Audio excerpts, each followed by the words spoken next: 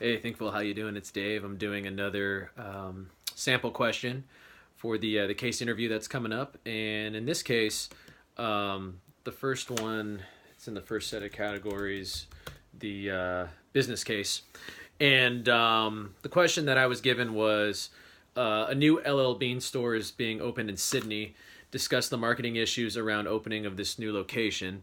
What I know about LL Bean, I live in Portland, where Colombia, REI, and Patagonia are really big out here. We actually don't have LL Bean out here, but I know that they are a very high end outdoor sportswear company.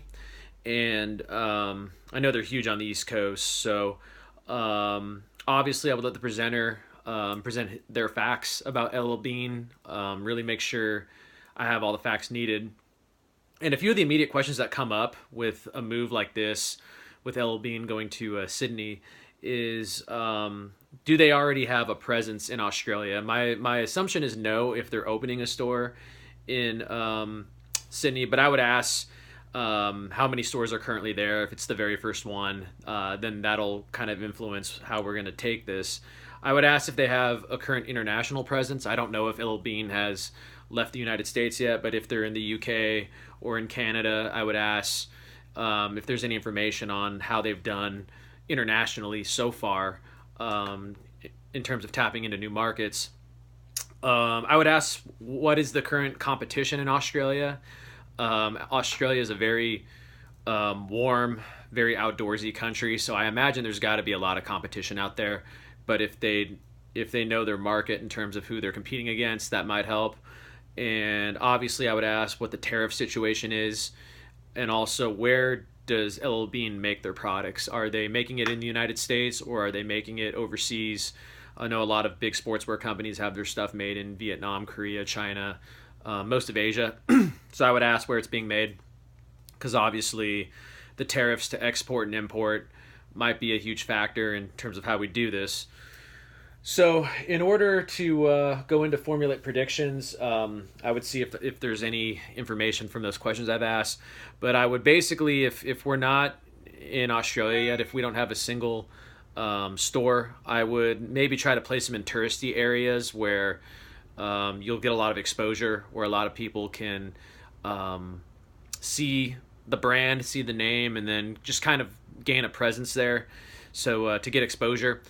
And I know LL Bean historically is higher end, and it's got like higher costs than most companies. So the median household income of the neighborhoods in Sydney will be important. You'll want to try to hit the higher income markets just to influence sales.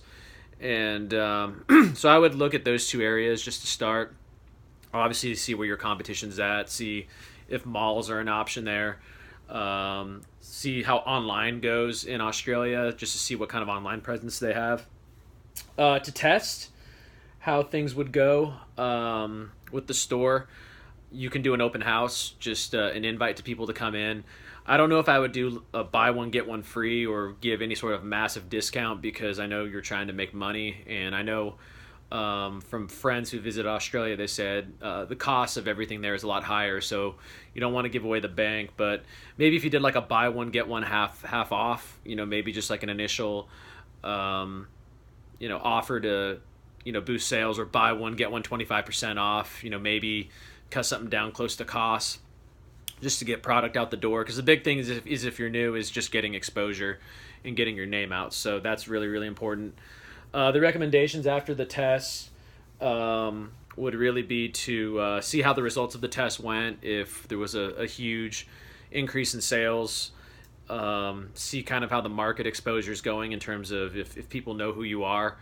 That's also a thing is with the test store, I would do a survey asking if they've ever heard of LL Bean, or how they heard about the store, things like that.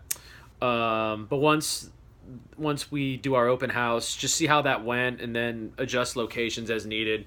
If the touristy areas are all Americans and they already know about LL Bean, that may not be very prudent, just because like myself, if I visit a foreign country, I kind of want to see what they have on their end. but Americans already know about LL Bean, so they may not be apt to buy it there, especially if it's more expensive when they can just buy it at home. So adjust to the suburbs if needed, and then mainly sell high at first. If the income is there and the product is good, I think people will buy the product, but adjust if you need to. Maybe bring the prices down a little bit to still make money. Obviously, look at tariffs, but yeah, just kind of go for the home run and then just adjust after that. So thanks for listening, and we'll talk to you soon.